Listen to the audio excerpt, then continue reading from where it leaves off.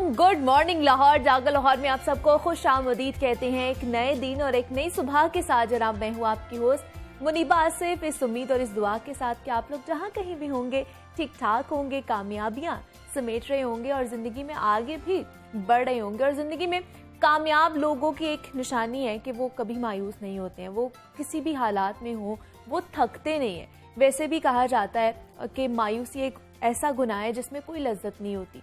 मायूसी सिर्फ तकलीफ और तबाही लाती है, लेकिन इंसान की जिंदगी में कभी ना कभी ऐसा मौका जरूर आता है जब कहीं ना कहीं से मायूसी उस पर हमलावर जरूर होती है।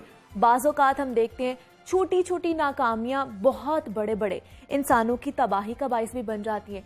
इसलिए हम लोगों को कोशिश करनी चाहिए कि हम इससे बचें और हालात से डटकर मुकाबला करें। क्योंकि मुझे भी एक कॉल या एक कहले के बाद याद आ गई कि मायूस नहीं होना चाहिए, क्योंकि मायूस आपकी शिकस्त पर आखिरी मोहर लगाती है। तो हमने ये मोहर नहीं लगने देनी, क्योंकि हमने आगे बढ़ना है, इस अप्रोच के साथ आगे बढ़ना है कि जनाब हमारे इर्द गिर्द या हमारे आगे किस तरह के हालात आ जाए, कोई भी ऐसी रुकावट आ जाए, हमने उसका मुकाबला डट कर करना है और आड़े नहीं आने देना मायूसी को अपने, ताकि हम कामयाब होते चलें। क्योंकि मायूसी हमारे हम पर हमलावर हो जाएगी तो हम कामयाबी हासिल नहीं कर सकते और ज़िंदगी गुजारना भी नहीं सीखेंगे और ना ही जीना सीख सकते हैं। तो इसलिए मायूसी को आपने परे परे ही रखना है, उसको अपने ऊपर हावी नहीं होने देना है। तो इसी पैगाम के साथ जनाब आगे बढ़ते हैं और अब कुछ बात कर लेते हैं सेहत और फिटनेस के हवाले से। तो आज पाकिस्तान समेत दुनिया भर में HIV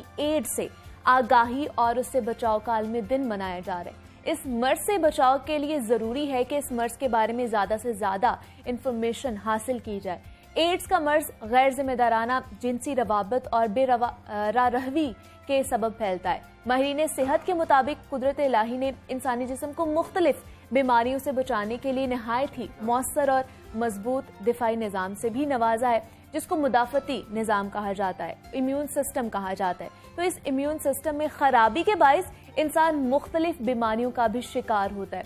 मुहलिक मर्ज HIV या एड्स का वायरस जो है डायरेक्ट हमारे इंसानी मुदाफ़ती निज़ाम को तबाह करके रख देता है और इस खतरनाक वायरस के हमले के बाद जो भी बीमारी इंसानी जिस्म में दाखिल होती है वो निहायत ही संगीन और मुहलिक सूरत हाल इख्तियार कर लेती है।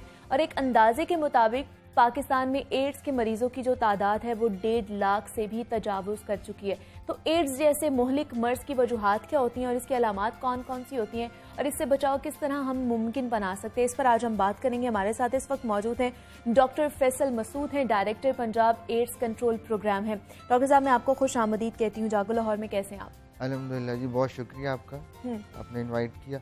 अच्छा जी, पहली आपने जो लाइन बोली कि जो एड्स कैसे फैलता है, जिनसी बेरारवी, ये बेसिकली हमारा यही तो अलमिया है कि सोसाइटी में ये एक मोटो बन चुका है या स्लोगन बन चुका है कि एड्स जिसको भी होगा अच्छा वो जिनसी बेरारवी से ही होगा। हम इसके अगेंस्ट हैं। ठीक है, ठीक है, तो इसी से मैं आगाज करना चाहूँगा कि एड्स में हमारे पास जो पंजाब एड्स कंट्रोल प्रोग्राम के पास जो रजिस्टर्ड पेशेंट हैं उसमें जो जिनसी बेरारवी या ड्यू टू सम आप कह लें कि सेक्सुअल रीजंस जिनको एड्स हुआ है उनमें वो हमारे पास ओनली 2% है। ओके, ठीक है, 98% और रीजंस की वजह से लोग, मतलब सिर्फ एक रीजन की वजह से ही नहीं होता, एक मिथ बना दिए गए मिथ है बना इस दिए चीज है। को हाँ कि शायद सिर्फ ये उसकी वजह से ही होता है। मुझे बताइएगा एड्स वायरस एक्चुअली होता क्या है, हम इसी से आगाज कर लेते हैं ताकि हमारे सुनने वालों को भी इस हवाले से ज्यादा पता चल जाए। एड्स वायरस होता क्या है और ये कितना खतरनाक होता है कि हमें मौत के मुंह तक ले जाता है? बेसिकली जो एड्स का वायरस है इसको HIV कहते हैं जी। ये ह्यूमन इम्यूनोडेफिशिएंसी वायरस होता है और ये जब बॉडी में एंटर होता है वो डिफरेंट मेथड्स हैं। ठीक है, सबसे जो ज़्यादा रीज़न पाकिस्तान में इस वक्त एड्स की है वो है कि IV ड्रग यूज़र जो नशे का टीका लगाते हैं। हाँ। हमारे पास जितने पेशेंट हैं उसमें से 40% ये लोग हैं। ओके, और ये क्योंकि ये ग्रुप्स में बैठ के नशा करते हैं तो एक सिरिंज एक दूसरे को दूसरा भी यूज कर रहा होता है। ठीक, तो ये इन्फेक्ट होना शुरू हो जाते हैं। दूसरी बड़ी रीज़न जो है वो अताई डॉक्टर हैं। ठीक है, वो एक अलूदा सिरिंज का सभी पेशेंट्स में आपने लास्ट ईयर देखा होगा रत्तो डेरो लाड़काना में एक आउटब्रेक हुआ, बिल्कुल कुछ साल पहले पंजाब में कोट मोमिन में, जलालपुर जटा में, उसके सबके पीछे क्वैकरी थी, क्वैक डॉक्टर्स थे। कि अब देखें वो छोटे बच्चे जो रतो डेरो में इन्फेक्ट हुए 600 बच्चा, वो कोई सेक्सुअल रीजंस तो नहीं थी, बिल्कुल ठीक है, वो तो 2 साल का था, कोई 6 माह का था, तो उसके पीछे क्वैक डॉक्टर था जो एक ही सिरिंज से सारे बच्चों के इंजेक्शन लगा रहा था। तो पाकिस्तान में सबसे, और पाकिस्तान आपको पता है कि एक साल में यहाँ पे कितने इंजेक्शन लगते हैं? 800 मिलियन। एग्जैक्टली हाँ। और ऑलमोस्ट एक शख्स जो है वो 5 इंजेक्शन पर ईयर उसको लगवाता है। यहाँ पे एक माइंडसेट बन गया हुआ ना डॉक्टर साहब कि जब तक हमें इंजेक्शन नहीं लगेगा तब तक शायद हम बीमारी से छुटकारा नहीं हमें हासिल होगा। बिल्कुल।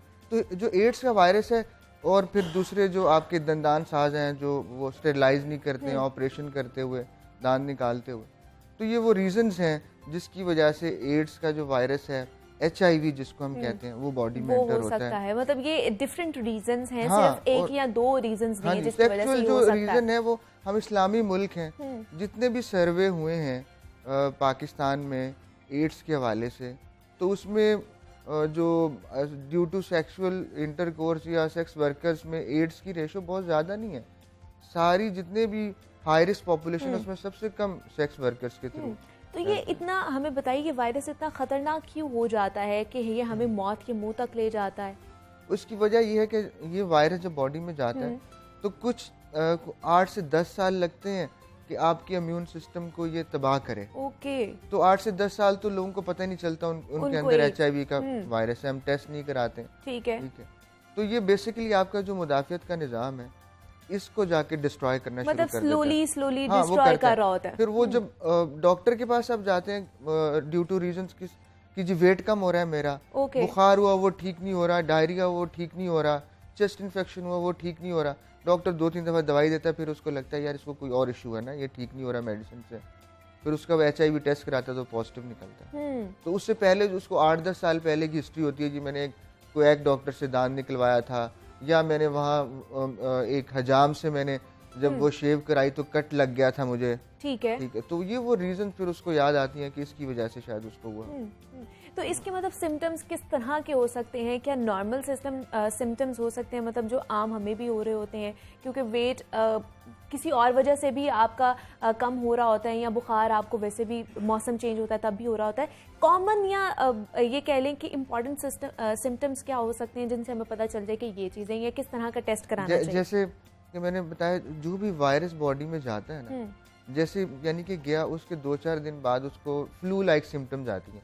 जैसे कोविड का वायरस है, जैसे आपके हेपेटाइटिस का वायरस है, इसी तरह से HIV का वायरस है। ठीक है। वायरस एक ही तरह के सिम्टम देता है जब बॉडी में जाता है, लेकिन वो सिम्टम्स खतरनाक क्यों नहीं होती, हम उसको फ्लू ही लेते हैं और एंटी एलर्जिक खा ली, पैराडोल खा के वो ठीक हो जाता है। आपको ये नहीं पता होता कि आप में HIV का वायरस गया है। वो तो जब 10-15 साल गुजर जाते हैं वो रेप्लिकेट होता रहता है बॉडी में, फिर ऐसी सिम्टम्स आती हैं। वेट का लॉस होना, ये आपको लगता है मेरा नॉर्मली वेट लॉस हो रहा है, और भी रीजन होती हैं। हाँ। बुखार हो गया, जब एक जो साइन होता है या सिम्टम होता है परसिस्टेंट रहता है, यानी कि उसको दवाइयाँ ले रहा है, बुखार ठीक नहीं हो रहा, हाँ। डायरिया ठीक नहीं हो रहा, चेस्ट इन्फेक्शन ठीक नहीं हो रहा, तो वो फिर डॉक्टर कहता है यार इसका HIV टेस्ट करा ले, लगता है इसका इम्यून सिस्टम ठीक नहीं है, कि एंटीबायोटिक से भी ठीक नहीं हो रहा है ये ना। तो फिर जब वो टेस्ट कराते हैं तो वो पॉजिटिव निकल आता है। तो ये वो रीज़न है मोस्टली हमारे पास। फिर एक्सीडेंटल जो आपके पता चलता है कैसे, जैसे अभी कुछ दिन पहले एक MBA किया हुआ था लड़के ने, वो आया हमारे पास, तो वो उसने कहा कि मैं अपनी वालदा की हार्ट सर्जरी हो रही थी, तो मैंने ब्लड देने गया, तो उन्होंने जब मेरा ब्लड ट्रांसफ्यूजन के लिए टेस्ट किया तो मुझे उन्होंने बताया कि आप HIV पॉजिटिव है। ओके। तो उसने बताया कि 2 साल पहले मैं बलोचिस्तान, उनके रिलेटिव रहते हैं, वहाँ गया था, वहाँ एक गाँव में हजाम था, मैंने उससे वो कोई शेव वगैरह करा ली थी, तो कट लग गया था मुझे बहुत बड़ा, तो मुझे लगता है उसके बाद मुझे ये हुआ है। तो जब आपको सिम्टम नहीं आती है HIV की, तो एक्सीडेंटली आपको फिर पता चलता है किसी कि ये हो गया। और जब आप कभी आपको टेस्ट कराना पड़ जाए या इस तरह की चीज करनी पड़ जाए, तो आपको पता चलेगा कि ये आपको हो चुका है, ऑलरेडी आप पॉजिटिव हैं। फिर एहतियात किस तरह की हमें करनी चाहिए? मैंने बताया कि जो हमारे पास एक है जनरल पॉपुलेशन जैसे हम हैं, ठीक है, एक हम कहते हैं high risk population. Okay. High risk population जो है उसमें ये ट्रांसजेंडर कम्युनिटी है, IV ड्रग यूजर्स हैं, ओके, सेक्स वर्कर्स हैं, टीबी के पेशेंट हैं जिनकी इम्यूनिटी कम होती है, उनको हो जाता है क्योंकि उनकी इम्यूनिटी कम हो जाती है, ठीक है। और ट्रक ड्राइवर्स हैं, ये हम इनको ना हाई रिस्क पॉपुलेशन कहते हैं, इनमें एड्स पाया जाता है, जनरल पॉपुलेशन में नहीं।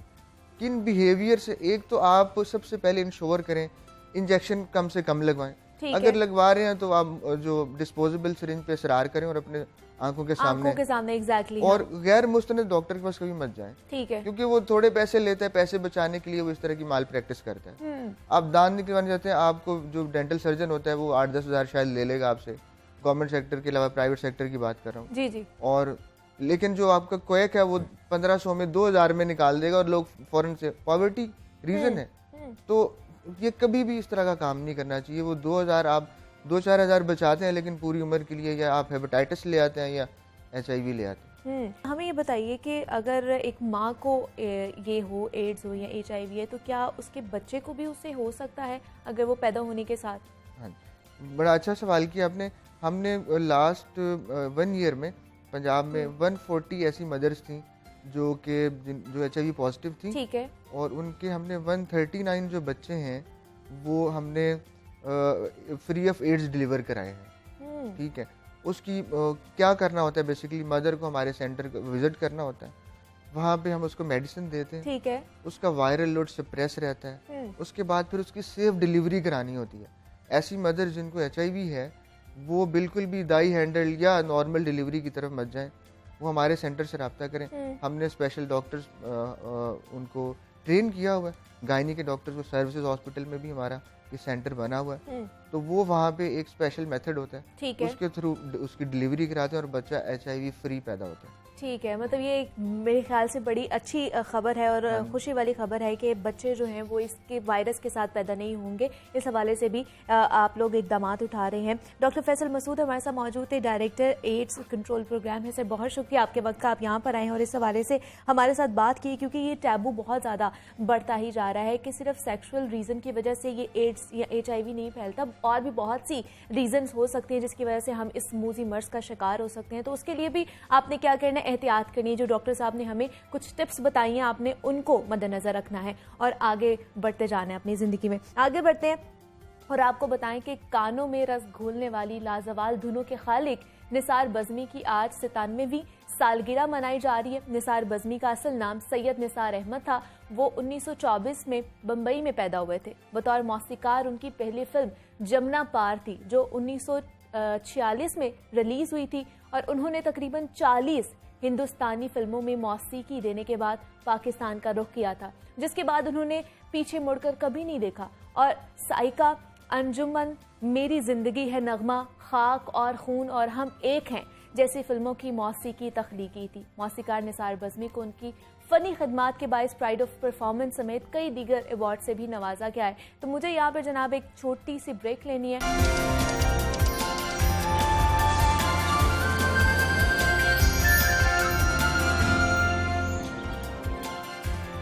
वेलकम बैक टू जागो लाहौर। जनाब, इंसानों के हवाले से तो हम बहुत सारी बात करते हैं, लेकिन इंसानों के जिनको दोस्त कहा जाता है, जिनको हम घर पे रखते हैं, जिनकी टेक केयर करते हैं, उनके हवाले से बात करना मेरे ख्याल से बहुत ज़्यादा ज़रूरी होता है। जिस तरह हम मौसम चेंज होता है तो अपने लिए बहुत सारी एहतियाती तदाबीर अपनाते हैं, इस तरह हमने जो अपने घर में हमारे पेट्स होते हैं ना, उनके हवाले से भी एहतियाती तदाबीर अपनानी चाहिए कि जैसे ही मौसम चेंज होता है तो उनकी डाइट में हमें किस तरह की चेंजिंग्स लेकर आनी चाहिए, उनको किस तरह हम घर पर पाल सकते हैं, क्योंकि ये एक बहुत मुश्किल टास्क होता है कि हमारा शौक तो ये पैदा हो जाता है कि हमने घर में किसी जानवर को पालना है, किसी परिंदे को पालना है, लेकिन उनको पालना किस तरह है ये एक बहुत बड़ा टास्क होता है, जिसके बारे में पता होना बहुत ज़्यादा ज़रूरी है कि हम कौन सी चीज़ को किस तरह उसकी टेक केयर करनी चाहिए, उसकी डाइट के हवाले से बाकी कौन कौन सी चीज़ें हमें एहतियात की ज़रूरत होती है। इस हवाले से हमने आज बात करनी है। हमारे साथ नबिया एजाज मौजूद है, एनिमल राइट्स एक्टिविस्ट हैं। नबिया, मैं आपको खुशामदीद कहती हूँ जागो लाहौर में। कैसी हैं आप? ठीक हूँ, बहुत बहुत शुक्रिया मुझे यहाँ बुलाने। नबिया, जिस तरह मैं बात करी थी कि इंसानों का और जानवरों का या परिंदों का कह लें, ये जो मोहब्बत का किस्सा है बहुत ही पुराना है, ये सदियों से चलता आ रहा है। रिवायत है कि हर घर में हमें कोई ना कोई पेट एक नज़र आता ही है। तो हमें बताइए कि शौकीन तो सब होते हैं, लेकिन जैसे ही वो पेट घर पर लेकर आते हैं तो उनको फिर समझ आता है कि बहुत मुश्किल टास्क है इनको पालना और हमारी जिम्मेदारी बढ़ जाती है। तो अगर किसी ने घर पर पेट लेकर आना है, कोई जानवर या परिंदा लेकर आना है, तो किस तरह की जिम्मेदारी जो इन्हें उठानी पड़ सकती है वो उन्हें पता होना चाहिए।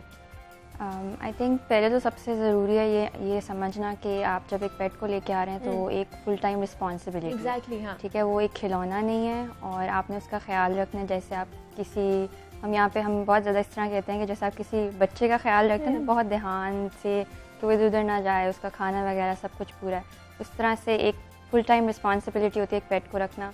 शौक अच्छा है, लेकिन आपने सिर्फ शौक के लिए exactly, you know you have to, आपने इस चीज़ का ख्याल रखना है कि आप उसको केयर प्रोवाइड करें, आप उसको खाना वगैरह सही मिल रहा है, उसकी सारी ज़रूरियात पूरी हो रही हैं, और वो बस उसकी जो भी इसकी नीड्स हैं वो सारी फुलफिल हो रही हैं। ठीक है, लेकिन मुझे ये बताइए, जैसे मेरे घर पे, मैं भी पेट लवर हूँ, मेरे घर पे भी बिल्लियाँ हैं, बहुत से लोग हैं बिल्लियाँ, कुत्ते और मुर्गियाँ घर पे पालते हैं, और भी बहुत सारे तोते परिंदों में भी आ जाते हैं। लेकिन सबसे ज़्यादा मुश्किल कौन सी चीज़ होती है, कौन से जानवर को पालना, और कौन सा जानवर जो है वो आसानी से पल जाता है, जिसके लिए ज़्यादा चीज़ें नहीं करनी पड़ती हैं? आई थिंक सबसे पहले तो ये इस बात पे डिपेंड करता है कि आपको किस चीज़ का शौक है। ठीक है, अगर आपको बिल्लियों का शौक है, और अगर आप बिल्लियों का शौक है, आपको कोई फिश ला के दे देते तो आप उसका इतना ख्याल नहीं रखोगे। हाँ। ठीक है, और सिमिलरली अगर आपको डॉग्स का शौक है, आपको कोई बिल्ली ला के दे तो आप शायद उसको इतना अटेंशन वगैरह नहीं दोगे।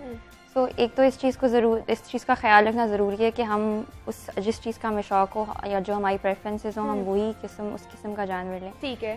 फिर बिल्लियाँ थोड़ी सी लो मेंटेनेंस होती हैं जनरली। आप उनको खाना वगैरह दे दो, और उनका एक लिटर ट्रे होता है, उसमें वो टॉयलेट वगैरह यूज़ कर लेते हैं, तो वो थोड़ी low maintenance. Dogs on the other hand वो आपसे ज़रा टेंशन रिक्वायर करते हैं, हाँ। उनको वॉक्स पे ले जाना ज़रूरी होता है, उनके साथ खेलना ज़रूरी मतलब होता है। उनकी रूटीन बिल्कुल अलग होती है। बिल्कुल ऐसी है। डॉग्स ज़रा एनर्जेटिक होते हैं, कैट्स ज़रा मेलो होती हैं, उनका दिल है तो आपसे आके प्यार करवाएंगी, वरना वो साइड पे ही रहेंगी। बिल्कुल ऐसी है, कैट्स थोड़ी मूडी होती हैं। तो इस लिहाज में वैसे तो आपकी प्रेफरेंसेस पे डिपेंड करता है, लेकिन कैट्स जनरली थोड़ी लो मेंटेनेंस होती हैं, और डॉग्स थोड़े से ज़्यादा आपसे एनर्जी और टाइम रिक्वायर करते हैं। तो इस चीज़ का ध्यान रखना ज़्यादा ज़रूरी है जब आप कंसिडर कर रहे हो कि कोई पेट आप घर में लेके आए, कि आपके पास टाइम है या नहीं। कितना टाइम, मतलब एक दिन में आपको कितना, अपना पेट है आपका, किसी भी तरह का पेट हो सकता है, तो उसको कितना दिन में टाइम देना चाहिए?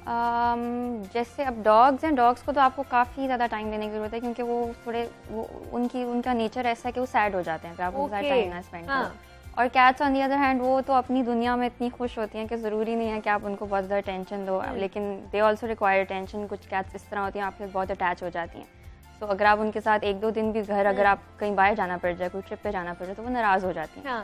तो इस किस्म के भी जानवर होते हैं, लेकिन वैसे जनरल परसेप्शन यही है कि आपने टाइम जो डॉग्स हैं वो ज़्यादा टाइम रिक्वायर करते हैं आपसे। दूसरा, नबिया मुझे बताइए कि जैसे हम लोग मौसम चेंज होता है, जैसे मैं बात भी कर रही थी कि हम लोग अपने हवाले से बहुत सी एहतियात करते हैं, हमारा पहनना ओढ़ना चेंज हो जाता है, हमारी डाइट इवन दो के चेंज हो जाती है, तो क्या जानवरों के हवाले से भी हमें ये चीज़ें करनी चाहिए? बिल्कुल। जब भी विंटर्स का सीज़न आ जाता है, तो आपको एक दो चीज़ों का ख्याल रखना होता है कि आप सारे जो वार्म या तो कैट हाउसेस रखें, या अगर आपने अपने डॉग्स के लिए बेड्स आप अलग निकालेंगे, या केनल में अगर आपका डॉग रह रहा है तो you have to make sure कि उसके पास अलग उसकी बेडिंग वगैरह हो, कवर सारे प्रिपरेशन उसके लिए बनी हो। उसके अलावा उनकी जो विंटर्स में होता है ना, ये खाना ज़्यादा खाते हैं टू कीप वार्म। ओके। तो आपने दूसरा चीज़ का ख्याल ये रखना होता है कि आप उनको खाना ज़्यादा टाइम पे दें, so that they can eat मोर, और मतलब अपने आप को गर्म रख सकें ज़्यादा खाकर। दैट्स हम तो स्वेटर वगैरह पहन के हम ठीक रह लेते हैं, राइट। कैट्स को स्वेटर्स इतने पसंद नहीं होते क्योंकि वो घूम करती हैं अपने आप को, तो आप स्वेटर कैट को तो नहीं डाल सकते। डॉग फिर भी ठीक रह लेगा, लेकिन ये चीज़ें हम नहीं कर सकते। तो जो चीज़ हम कर सकते हैं वो उनमें से ये होती है कि यू नो आप उनके लिए ज़्यादा खाना बाहर रखना शुरू कर दें, उनको ज़्यादा फीडिंग टाइम इंट्रोड्यूस करें। तो क्या उन्हें वही खाना दें जो वो लोग खा रहे होते हैं, मतलब कैट्स तो कैट फूड खाती हैं, या उसके अलावा भी उन्हें दे सकते हैं सर्दियों में? इनका फूड नहीं चेंज होना चाहिए उस तरह से, क्योंकि अगर आप इनका फूड ज़्यादा चेंज करते हैं ना, पूरा इनके स्टमक अपसेट्स हो सकते हैं, डाइजेस्टिव प्रॉब्लम्स हो सकती हैं। तो इस चीज़ का भी ख्याल रखना ज़रूरी होता है कि हम उनका फूड बहुत ज़्यादा चेंज ना करें, लेकिन हम विंटर्स में क्वांटिटी जनरली इंक्रीज़ कर देते हैं, क्योंकि एनिमल को भी पता होता है कि उसने अब ये सर्दी आ रही है और उसने अपने आप को मेंटेन करना है, तो वो भी खुद ही खाना भी ज़्यादा खाते हैं अपनी बॉडी वार्मथ के लिए।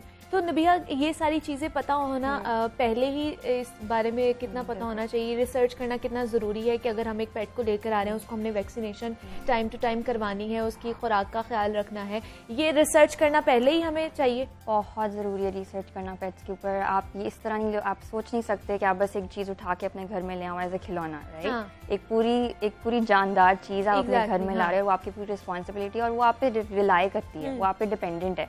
तो आप उसकी ज़रूरियात अगर पूरी नहीं कर रहे, उसको कोई और गलत खाना दे रहे हो। बिल्लियों को काफ़ी दफ़ा हमने सुना हुआ है कि रोटी और चिकन मिल रही होती है, और रोटी बिल्ली के लिए बहुत बुरी होती है, उनको सिर्फ चिकन डाइट पे होना चाहिए। तो इस तरह की चीज़ों का, और ये चीज़ें लोगों को जनरली नहीं पता होती क्योंकि वो रिसर्च नहीं करते। तो रिसर्च करना, वैक्सीनेशन, हर जानवर को वैक्सीनेशन रखना ज़रूरी है, क्योंकि जिस तरह हमें अब तो कोविड में हमें भी आइडिया हो गया कि vaccination is so important. Similarly जानवरों में भी काफ़ी ज़्यादा बीमारियाँ होती हैं जिनसे हमें उनको प्रोटेक्ट करने के लिए वैक्सीनेशन लगवाना ज़रूरी होता है।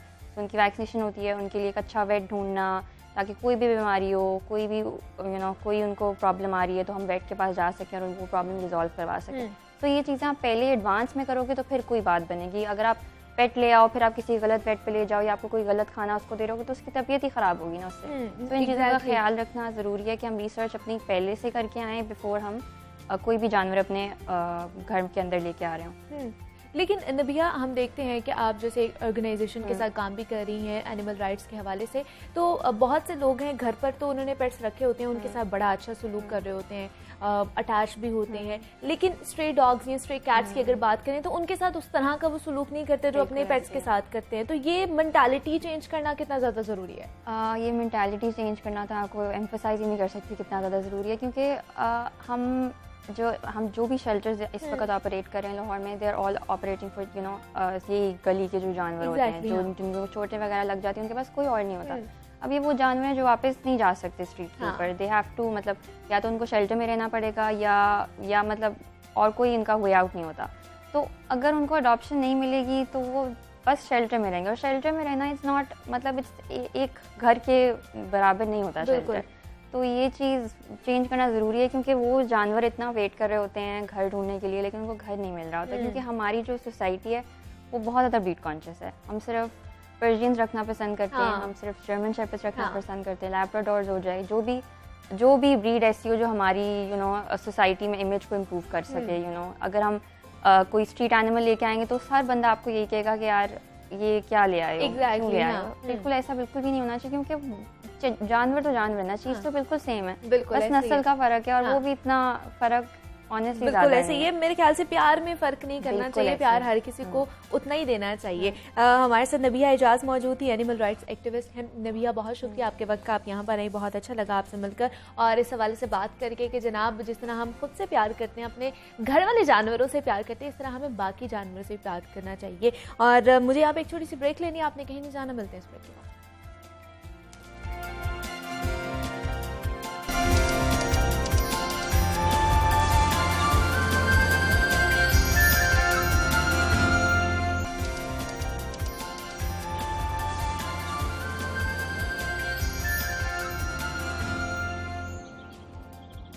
वेलकम बैक टू जागो लाहौर। जनाब, अब कुछ बात हो जाए खेल और खिलाड़ी की, तो बच्चों को ज़हनी और जिस्मानी तौर पर सेहतमंद बनाने के लिए हेल्दी एक्टिविटीज़ का होना बहुत ज़्यादा ज़रूरी होता है हमारी लाइफ में, और मार्शल आर्ट्स इस हवाले से बेहतरीन ऑप्शन भी समझी जाती है। मिक्स्ड मार्शल आर्ट्स पूरी दुनिया में बेहद मकबूल खेल है और इसमें बहुत सी कहने की किस्में हैं या फॉर्म्स हैं, जिसमें कुंग-फू आ जाता है, वुशु आ जाता है और जूडो कराटे भी आ जाते हैं। तो मुतअद्दिद पाकिस्तानी खिलाड़ी इस खेल में बैनुल-अक़वामी सतह पर कामयाबियां समेट भी चुके हैं और मुल्क का नाम भी रोशन कर चुके हैं। तो आज हम आपकी मुलाकात भी एक ऐसे ही मेहमान से करवाने जा रहे हैं जो वुशु मार्शल आर्ट्स में कमाल महारत रखते हैं और इस खेल में नेशनली और इंटरनेशनली लेवल पर भी कई कॉम्पिटिशन्स अपने नाम कर चुके हैं।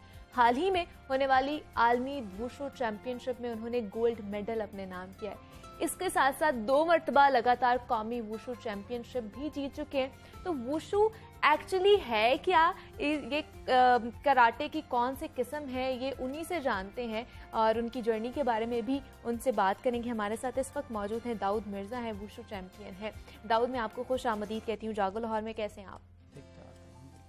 दाऊद, सबसे पहले तो हमें वुशु के बारे में बताइए कि ये कह लें कि मार्शल आर्ट्स की कौन सी फॉर्म है और किस तरह ये की जाती है? मतलब बहुत से लोग हैं मुझ समेत कि उनको नहीं पता कि वुशु है क्या। वुशु बेसिकली एक चाइनीज़ मार्शल आर्ट्स है और 4500 ईयर्स अगो ये प्रैक्टिस में आई थी और 1949 में चाइना ने इसको properly as a sports shape up किया था और 1992 में पाकिस्तान में ये इंट्रोड्यूस करवाई गई थी। जो मेरे फर्स्ट टीचर हैं मलिक इफ्तिखार साहब, उन्होंने ये इंट्रोड्यूस करवाई थी। ठीक है। और अब पाकिस्तान वुशु फेडरेशन इसको लेके चल रही है। बेसिकली ये कंगफू है, kung fu is a mother of martial arts और इसके अंदर दो चीज़ें होती हैं, दो इसके सब डिवीजन्स हैं। ठीक है। एक सांदा जिसको हम कहते हैं, एक ताउलू, ये दो टर्म्स हैं। सांदा है फुल कांटेक्ट बॉडी फाइट होती है। इसके अंदर आप पंचेस मार सकते हैं, किक्स मार सकते हैं और थ्रो भी होती है। समहाउ मिक्स्ड मार्शल आर्ट से बहुत ज़्यादा क्लोज है ये चीज़, लेकिन इसकी कुछ स्पेसिफिक रूल्स हैं जिसमें आपने नीचे लिटा के नहीं मारना, एल्बोज और नीज वगैरह से अटैक नहीं करना। दूसरी चीज़ है ताउलू, वो होती है फ्लोरल डिमॉन्स्ट्रेशन। उसके अंदर आपके पास मुख्तलिफ किस्म के वेपन्स होते हैं जैसे तलवार, लाठी, नेज़ा।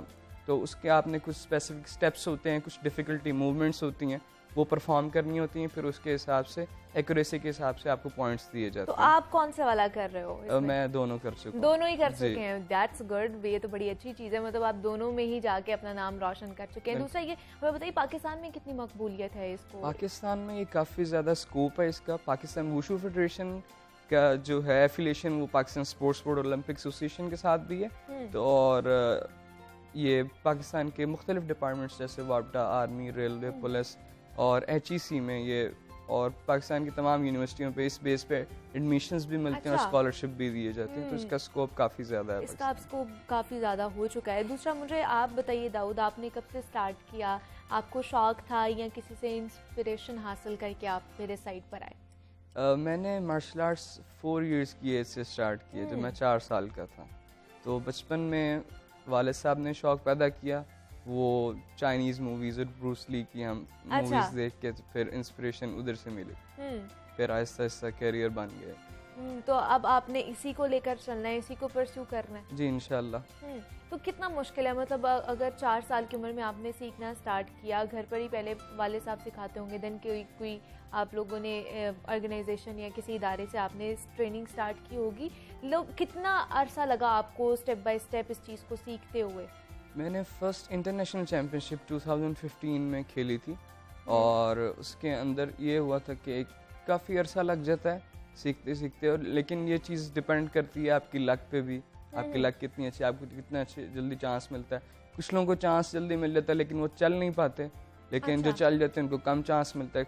लक, बैड लक भी हो जाती है, लेकिन ये चीज़ें लक पे भी डिपेंड करती हैं। फिर आपका सपोर्ट सिस्टम अच्छा होना चाहिए, ख़ास तौर पे घर से सपोर्टिव लोग थे, मेरे टीचर्स और कोच सपोर्टिव थे, तो इसकी वजह से ये सब मुमकिन हो सका। तो अभी तक कितने आप मुकाबलों में हिस्सा ले चुके हैं और कितने मेडल्स जो हैं वो आप अपने नाम कर चुके हैं? काउंटलेस मेडल्स हैं। अच्छा। अभी शायद मुझे कुछ अचीवमेंट्स याद भी ना हो, लेकिन अभी रिसेंट अचीवमेंट जो है वो मेरी है वर्ल्ड वर्चुअल वुशु कंपटीशन में मेरा गोल्ड मेडल है। उसके बाद उससे पहले एशियन ट्रेडिशनल वुशु चैम्पियनशिप में ब्रॉन्ज मेडल, उससे पहले मैं नेशनल चैम्पियन हो चुका हूँ, उससे पहले इंटरवर्सिटी ऑल पाकिस्तान चैम्पियन हूँ। और जैसे अभी आपने कहा कि इस साल जो मुकाबले हुए थे वो वर्चुअल मुकाबले हुए थे, तो कैसा फील हुआ, मतलब कि पहले आप जाके फिजिकली इस चीज़ को एक्सपीरियंस करते थे, इस दफ़ा से वर्चुअल में आपने सिर्फ अपनी फिटनेस दिखाई, आपने सिर्फ एक्शंस दिखाए, तो कैसा एक्सपीरियंस रहा? बेसिकली हमारे जो वुशु का मैं जैसे बता चुका हूँ, एक इवेंट है प्रॉपर, एक ताउलू जो फ्लोरल डिमॉन्स्ट्रेशन है, तो वो जज हो सकता है वर्चुअली, ठीक है, वो पॉसिबल है। तो लेकिन ये कोविड की वजह से ये सब कुछ हुआ, हम लोग ट्रैवल नहीं कर सके और मसला था। एक नई चीज़ इंट्रोड्यूस हुई, अच्छा लगा, लेकिन फिर भी उस तरह का मज़ा नहीं आ सका जो फिजिकली एक जाके पार्टिसिपेट करने में, पार्टिसिपेट करके दिन आप उनको हरा के जो आपकी जीत आपको मिलती है, फिर वो एक अलग ही उसका मज़ा आता है। तो कब से मतलब कह लें कि इस चीज़ को आपने लेकर चलना है? दूसरा, इसमें फिटनेस के हवाले से कितना इम्पोर्टेंस कह लें कि है कि आपको फिट रहना बहुत ज़्यादा ज़रूरी है? सबसे ज़रूरी चीज़ ही मार्शल आर्ट्स में, किसी भी स्पोर्ट्स में फिटनेस होती है। अच्छा। फिटनेस अगर नहीं होगी तो आप कुछ भी नहीं कर सकेंगे। फिटनेस होनी चाहिए, डाइट होनी चाहिए। तो किस तरह की डाइट लेते हैं फिर आप? डाइट पर डिपेंड करती है कि आप अगर ट्रेनिंग डेज में है, मतलब आपका चैंपियनशिप नज़दीक आ रही है, तो फिर आपकी जो बॉडी की रिक्वायरमेंट है वो आपको पूरी करनी पड़ती है। जैसे कि अगर आपने वेट लूज करना है, अच्छा, फिर आपको कार्ब्स नीचे करने पड़ते हैं, हाई प्रोटीन डाइट लेनी पड़ती है। अगर नॉर्मल डेज हैं तो बस आपको आपने खुद को बिल्डअप करना है, स्ट्रेंथ पैदा करनी है, तो फिर उस हिसाब से ये न्यूट्रिशनिस्ट से कंसल्ट करके, कोचेस से कंसल्ट करके, अच्छा, फिर ये मतलब एक पूरा कह लें कि चार्ट बनाया जाता है आप लोगों के लिए। बिल्कुल ऐसे ही है, ताकि आपकी डाइट अच्छी रहे। दूसरा, प्रैक्टिस कितनी देर करते हो अगर डेली रूटीन में? डेली रूटीन में 4 आवर्स प्रैक्टिस होती है, 2 घंटे सुबह और 2 घंटे शाम को। 2 घंटे सुबह जो होती है वो जनरल फिटनेस होती है, जैसे रनिंग वगैरह कुछ इस तरह से। हाँ। और शाम को जो पाकिस्तान वुशु फेडरेशन का हेड ऑफिस है हमारे, वहाँ पे मेरी टीचर हैं अमरीन इफ्तिखार। मैं बताता चलूँ कि मैं एक फीमेल टीचर का बनाया हुआ प्लेयर हूँ। वाओ। तो वो अब सेक्रेटरी जनरल भी हैं और मेरी ज़ाती टीचर भी हैं। तो वो हम लोगों को, वो हेड कोच हैं पाकिस्तान वुशु नेशनल टीम की, तो वो हम लोगों को खुद ट्रेनिंग देती हैं शाम के वक्त। तो हम उनकी सुपरविजन में ट्रेनिंग करते हैं। ये तो बड़ी अच्छी चीज़ है। तो किस तरह फिर मैनेज किस तरह करते हैं? आप पढ़ते भी होंगे दाऊद, तो किस तरह पढ़ाई को भी और फिर ट्रेनिंग को भी, या किसी कंपटीशन के लिए आपको जाना पड़ जाता, तो किस तरह मैनेज करते हो? बेसिकली मैं जीसी यूनिवर्सिटी से बिलोंग करता हूँ और मैं बीएस कर रहा हूँ स्पोर्ट्स साइंसेज में। और सिस्टम ये है कि मुश्किल बहुत ज़्यादा होता है, लेकिन सबसे बड़ी बात है कि मेरे पेरेंट्स बहुत ज़्यादा सपोर्टिव हैं। तो मेरा कहीं पे कुछ ऊपर नीचे हो जाता है तो वाले साहब से समझ लेता हूँ, वो बता देते हैं। Basically he is a professor by his profession, तो वो थोड़ा मेरा एडजस्ट हो जाता है। फिर उसके अलावा जो यूनिवर्सिटी का जो स्पोर्ट्स बोर्ड और डायरेक्टरेट ऑफ स्पोर्ट्स है वो बहुत ज़्यादा कॉम्प्रोमाइजिंग है मेरे लिए। और फिर क्लब की तरफ से भी, जो फेडरेशन की तरफ से भी, जब मेरे पेपर्स होते हैं तो मुझे वो लोग फ्री कर देते हैं एक तरह से। ठीक है, तो दोनों तरफ से मैनेज हो जाता है कोऑर्डिनेशन से। ठीक है, तो आगे दाऊद क्या फ्यूचर प्लान्स क्या हैं, क्या करना चाहते हो? फ्यूचर प्लान्स अगर गेम में पूछे जाएं तो वो ये हैं कि एशियन गेम्स मैं पहले खेल चुका हूँ, लेकिन उसमें मेडल का इंशाल्लाह कोशिश करनी है और वर्ल्ड चैम्पियन बनना है उस वक्त तक जब तक कैरियर है, और बस इसी को साथ लेके चलना है इंशाल्लाह। लेकिन आपको क्या लगता है, मतलब अब का अगर दौर देखा जाए तो अब हर एक बच्चे को, या फिर लड़की हो या फिर वो लड़का हो, मार्शल आर्ट सीखना कितना ज़्यादा ज़रूरी हो चुका है? क्योंकि अब हर कोई ये कहता है कि अगर आपने खुद को डिफेंड करना है तो आपको मार्शल आर्ट आना चाहिए। बिल्कुल। मैम पिछले दिनों मैंने एक ट्रेनिंग कैंप भी अनाउंस किया हुआ था, तो हम लोग वो कर रहे थे लड़कियों के लिए, सेल्फ डिफेंस के लिए, क्योंकि पिछले दिनों वो मेरा पाकिस्तान वाला वाक़या और इस तरह के जो इंसिडेंट्स हुए थे। तो मैं तो खुद ये चाहता हूँ कि इस तरह से हों, लोग कंटेक्ट करें और ये सेल्फ डिफेंस के कैंप्स अरेंज होने चाहिए ताकि बेटियां और बच्चे सारे महफूज रहें, अपने ऑन पे एग्जैक्टली, बिल्कुल ऐसे ही है। तो जो आपको देख रहे होंगे, यंगस्टर्स भी बहुत से देख रहे होंगे आपको, तो क्या उनको मैसेज देना चाहोगे, क्या करें वो? मैं बस यही मैसेज देना चाहूँगा कि वीडियो गेम्स और इस तरह की जो ड्रग्स वगैरह से बाहर आकर एक न्यू दुनिया को एक्सप्लोर करें। यहाँ पे बहुत कुछ रखा है, स्पेशली स्पोर्ट्स में। ये एक बहुत अच्छी अट्रैक्शन है जो स्पोर्ट्स है, इसमें आपको ट्रैवल करने का मौका मिलता है। आपके अंदर जो न्यू चेंजेस आ रही होती है ना, आप डिसिप्लिन्ड हो रहे होते हैं, वो आपको बहुत चीज़ अट्रैक्ट करती है। आपकी बॉडी के अंदर चेंजेस आ रही होती हैं, आपका माइंडसेट टोटली चेंज हो जाता है और बहुत ज़्यादा मसले दूर हो जाते हैं। इस तरह से डिप्रेशन, एग्रेशन पे काफ़ी ज़्यादा कंट्रोल आ जाता है। तो जो भी इन सब मसलों के साथ डील करें, उन्हें चाहिए कि सेल्फ डिफेंस करें, और बच्चों को तो ख़ास तौर पे फिजिकल एक्टिविटी करने के लिए ये ज़रूरी है सब चीज़ें। बिल्कुल ऐसे ही, और इससे आपको बहुत एक्सपोजर भी मिलता है और आपकी जो राहें हैं वो भी हमवार होती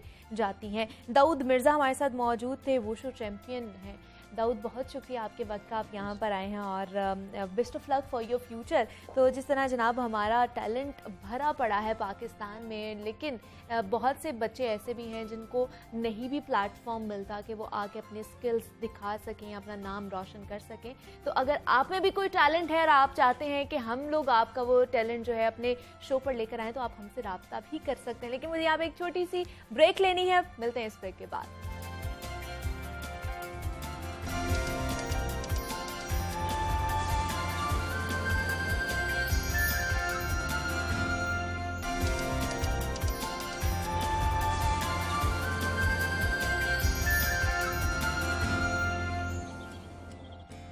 वेलकम बैक टू जागो लाहौर। जनाब ब्रेक से वापस आ चुके हैं। सेगमेंट है ये हमारा लाहौर की दुनिया, जिसमें हम लाहौर और लाहौरियों के मसाइल को डिस्कस करते हैं। और इस वक्त जो सबसे बड़े चैलेंजेस का हमें सामना करना पड़ा है वो लाहौरियों की सेहत के हवाले से, और जिसमें डेंगू वायरस है और कोरोना वायरस का सबसे बड़ा चैलेंज है, और वायरस के बदलते वेरिएंट्स से हमें मुकाबला भी करना पड़ा है। साउथ अफ्रीका से सामने आने वाली कोरोना वायरस की जो नई किस्म है, जिसे ओमिक्रॉन कहा जा रहा है, इंतहाई खतरनाक है और मोहलिक करार दी जा रही है, जिसकी वजह से पूरी दुनिया में खौफ की एक लहर तारी हो चुकी है। और माहिरीन के मुताबिक इस खदशे के इजहार किया जा रहा है कि कोरोना वायरस की बहुत ज़्यादा म्यूटेशंस वाली किस्म ओमिक्रॉन मुमकिना तौर पर आलमी सतह पर फैल सकती है, और आलमी इदारे सेहत ने अपने 194 रुकने ममालिक पर जोर दिया है कि वो ख़तरा से जो 2-4 ग्रुप्स हैं उनके लिए वैक्सीनेशन की रफ्तार बढ़ा दें और तिब्बी सर्विसेज को मुस्तहकम रखने के लिए मनसूबाबंदी को भी यकीनी बनाया जाए।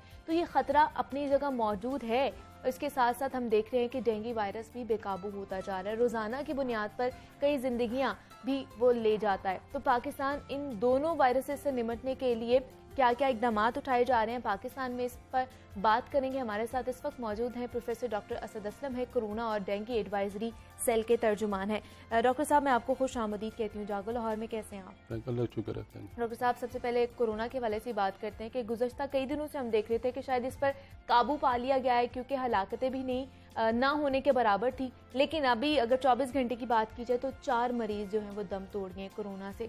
तो क्या हम समझें कि दोबारा से कोरोना जो अपना सर उठा रहा है? नहीं, अगर देखा जाए ओवरऑल जो परसेंटेज जो पेशेंट्स हैं वो तो काफ़ी हद तक, यानी कि इस वक्त जो हाई डिपेंडेंसी यूनिट के ऑक्यूपेंसी रेट है वो 11% है। ठीक है। और आईसीयूज़ के जो ऑक्यूपेंसी रेट है वो 12% है। तो नंबर ऑफ पेशेंट कोविड के नहीं बढ़े। ठीक है।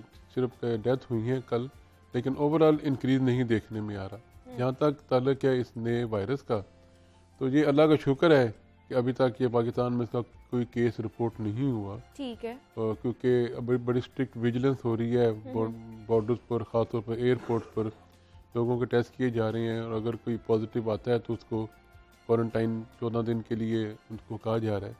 तो अल्लाह का शुक्र है कि अभी तक वो केस अभी यहाँ रिपोर्ट नहीं है। और वैसे ओवरऑल कोविड की सिचुएशन काफ़ी हद तक कंट्रोल है। वो पॉजिटिविटी रेट इस वक्त जो पंजाब में है वो 0.5% है। ठीक है। लेकिन अगर एक दिन में देखा जाए तो कितने पॉजिटिव केसेस सामने आ रहे हैं?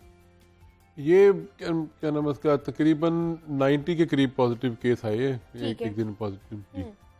लेकिन और फिर ये भी पिछले काफ़ी दिनों से एक ही इसका लेवल जा रहा है। ठीक है, लेवल एक ही जा रहा है, ग्राफ ना ऊपर जा रहा है। लेकिन अब दोबारा हम देख रहे हैं कि इसकी जो नई लहर है वो भी आने को तैयार है, या उसका भी खदशा हमारे सर पे मंडला रहा है। दूसरा, हम देख रहे हैं कि बूस्टर शॉट्स भी लगाने का फैसला किया गया है हुकूमत की तरफ से। हमें बताइएगा कि ये मरहला वार लगेंगे या किस तरह इसको कैटेगराइज किया गया है? पहले तो कहा गया कि जो हेल्थ केयर वर्कर्स हैं ओके उनको, और old age health care workers को प्रायोरिटी दी है, क्योंकि अब उन्होंने ही ज़्यादा फेस करना होता है बूस्टर डोज के लिए। पहले प्रायोरिटी उनको, पहले हेल्थ केयर वर्कर्स को सबको लगाया जाएगा, उसके बाद फिर मरहलावार बुजुर्गों तक बुजुर्गों को जी एज वाइज जी। ठीक है। तो कब से लगना शुरू होंगे, क्या प्लानिंग की गई है?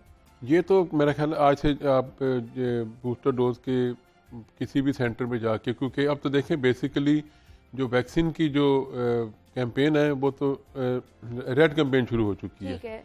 अब तो वो घर घर जाके लगा रहे हैं। जी जी, इसलिए लोगों को अब आना भी नहीं पड़ रहा। जो आना चाह रहा है तो तकरीबन लाहौर के तकरीबन हर हॉस्पिटल में वैक्सीनेशन सेंटर कायम हो चुका है। तो इसलिए, लेकिन एक्सपो सेंटर तो हमने बंद कर दिया है, जहाँ पर ज्यादा लोग आते थे वैक्सीनेशन एक्सपो सेंटर इसलिए बंद किया। देखें एक्सपो सेंटर में number of cases per day बहुत कम हो गए थे। 50-60 पेशेंट के लिए इतनी बड़ी एस्टेब्लिशमेंट।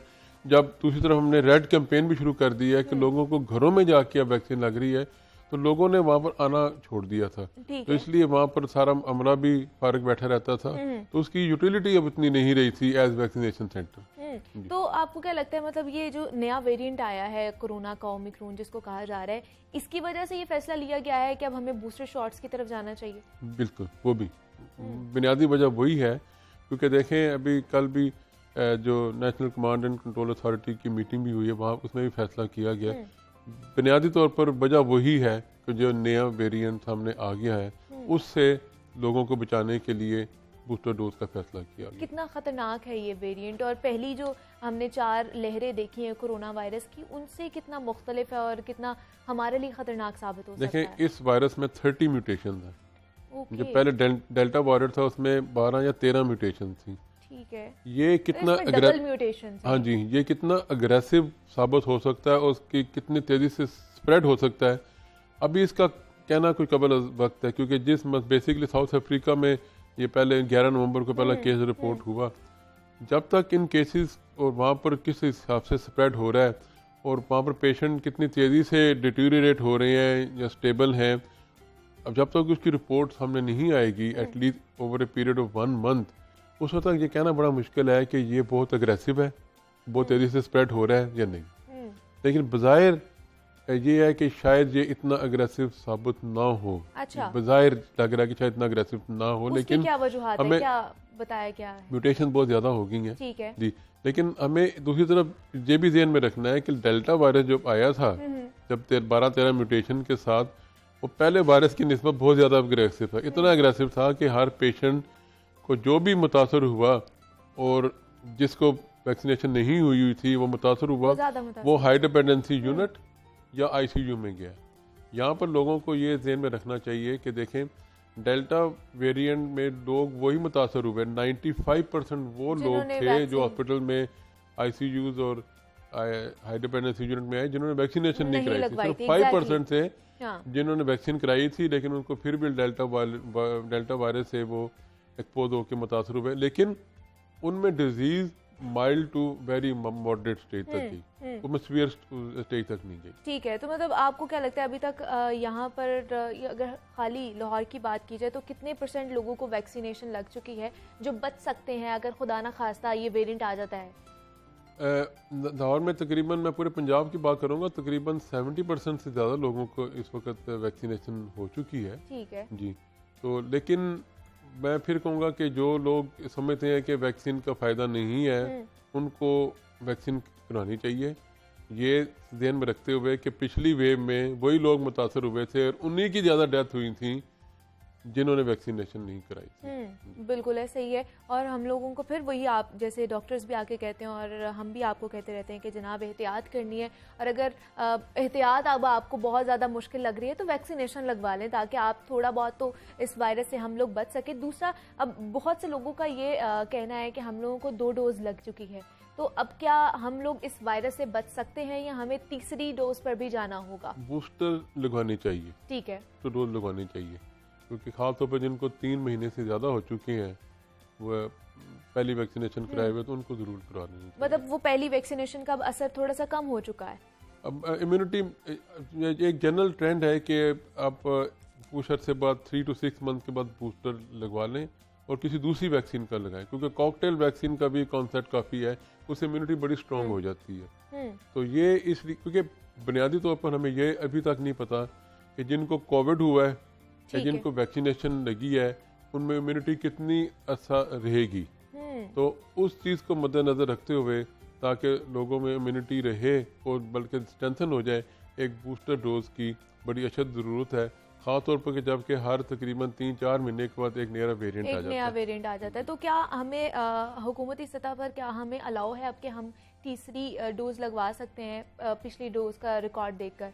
जी, अब बूस्टर डोज लगवा सकते हैं, बूस्टर डोज लगवा सकते हैं, लेकिन वो मरहलावार प्रायोरिटी वाइज लगेगी। अभी जो है जितने भी हमारे वर्कर्स हैं वो लगेंगे, लेकिन जो ट्रैवल करना चाहते हैं खासतौर पर स्टूडेंट जो भी ट्रैवलर्स हैं वो अपने जाके किसी वक्त भी बूस्टर डोज लगवा सकते हैं, उनके ऊपर कोई पाबंदी नहीं है। ठीक है, दूसरा हमें ये बताएं, बूस्टर डोज जो है जो हमें पुराने वाली ही मतलब जो चाइनीज हैं, किसी ने फाइजर लगाई है, मॉडर्ना लगवाई है, क्या उसी की बूस्टर डोज लगेगी या किसी और वैक्सीन की बूस्टर डोज? किसी और वैक्सीन की लगेगी। तो ये मिक्स एंड मैच फार्मूला ठीक होगा? पहले लगी ना, पहले तो 2 कंप्लीट होगी ना आपकी, बस साइनोफार्म की, साइनोवैक की, ठीक है, पाकवैक की, वो तो लगी। अब आपको दूसरी वैक्सीन की बूस्टर डोज लगेगी। ठीक है, और ये खतरनाक साबित नहीं हो सकती है, इस पे रिसर्च किया हुआ है हम लोगों ने। मैंने खुद लगवाई है दूसरी, मैं इसलिए बता रहा हूँ कि मैंने खुद बूस्टर डोज दूसरी वैक्सीन की लगवाई है। दूसरी वैक्सीन की लगेगी, वो वाले वैक्सीन की लगेगी जो ऑलरेडी हम लोगों ने अपना एक कोर्स पूरा कर लिया हुआ है। दूसरा, अगर हमारा सिस्टम, हेल्थ सिस्टम की अगर बात की जाए तो वो तैयार है, अगर खुदा ना खास्ता ये वाला वेरिएंट आ जाता है, पाकिस्तान पहुँच जाता है, तो हमारे पास सारी चीज़ें मौजूद हैं इससे निपटने के लिए? जी, अल्लाह का शुक्र है जी कि अब तो खुदा ना खाता फिफ्थ वेव आती है जी। हमें पहली 4 वेव से बहुत कुछ सीखा और बाकायदा कंटीजेंसी प्लान मौजूद है हमारे पास, फेज वाइज मौजूद है, बेड हर हॉस्पिटल में एलोकेटेड है, कि कितने पेशेंट होंगे तो आपने अगली फेज में चले जाना, कितने पेशेंट होंगे। हाँ। तो हमारी तैयारी बेड के हिसाब से, ह्यूमन रिसोर्स के हिसाब से, इक्विपमेंट के हिसाब से और मेडिसिन और इक्विपमेंट के हिसाब से, डिस्पोजल के हिसाब से मुकम्मल तैयारी। उसमें हमें यानी कि हुकूमत ने हमें पैसे की कमी इसमें नहीं छोड़ी, खास तौर पर डेंगू और कोविड के मरीजों को फैसिलिटेट करने के हवाले से। करने की। लेकिन मुझे बताएं कि बहुत से लोग हैं कहते हैं कि हमारे प्लेटलेट्स 10,000 हो गए, 20,000 हो गए, इतने हो गए, तो हमें शायद प्लेटलेट्स लगवाने की ज़रूरत है या वाइट ब्लड सेल्स लगवाने पड़ेंगे। तो किस स्टेज पर जाके ये हमें फैसला करना पड़ता है? देखें, अगर 50,000 से कम है प्लेटलेट तो फिर हम दाखिल भी करते हैं और बेसिकली हमें फिर एब्डोमिनल अल्ट्रासाउंड भी कराना पड़ता है कि पेट के अंदर फ्लूइड की लीकेज तो नहीं है, प्लूरल एफिशिएंसी तो नहीं है, लंग के इर्द गिर्द पानी तो नहीं इकट्ठा हो गया। अच्छा, तो वो फिर ऐसी स्टेजेस होती हैं कि जिसको डेंगू हेमोरेजिक फीवर भी कहते हैं।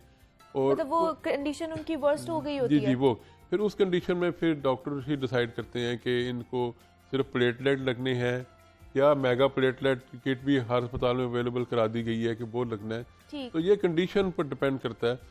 बाद वहाँ प्लेटलेट काफ़ी हद तक गिर भी जाते हैं लेकिन और कोई प्रॉब्लम नहीं होती, यानी कि पानी फ्लूइड वगैरह लीक नहीं होता और फिर खुद ही ये बिल्डअप होना शुरू हो जाती हैं। लेकिन प्लेटलेट गिर जाएं और फिर आपको लीकेज भी हो गए, इंटरनल लीकेज, तो फिर हम आपको डॉक्टर जो है वो उनको दाखिल करके प्लेटलेट भी लगाएंगे और ज़रूरत हो तो मेगा प्लेटलेट की किट जो मौजूद है वो भी लगाएंगे। ठीक है जी। प्रोफेसर डॉक्टर असद असलम हमारे साथ मौजूद थे, कोऑर्डिनेटर हैं dengue and corona control cell के। सर बहुत शुक्रिया आपके वक्त का, आप यहाँ पर आए हैं। और जिस तरह हम बात कर रहे थे कोरोना के हवाले से कि उसका जो नया वेरिएंट है जिसे ओमिक्रॉन कहा जा रहा है बहुत ज़्यादा ख़तरनाक करार दिया जा रहा है, तो उससे भी बचने के लिए हमारी वही एहतियाती तदाबीर हम लोगों ने अपनानी है। दूसरा कि बूस्टर शॉट्स का भी लगाने का फैसला कर लिया गया है, लेकिन वो कैटेगराइज्ड मरहलावार लगाए जाएंगे। मुझे आपने इजाज़त दी, बहुत सारा ख्याल रखिएगा। अल्लाह हाफ़िज़।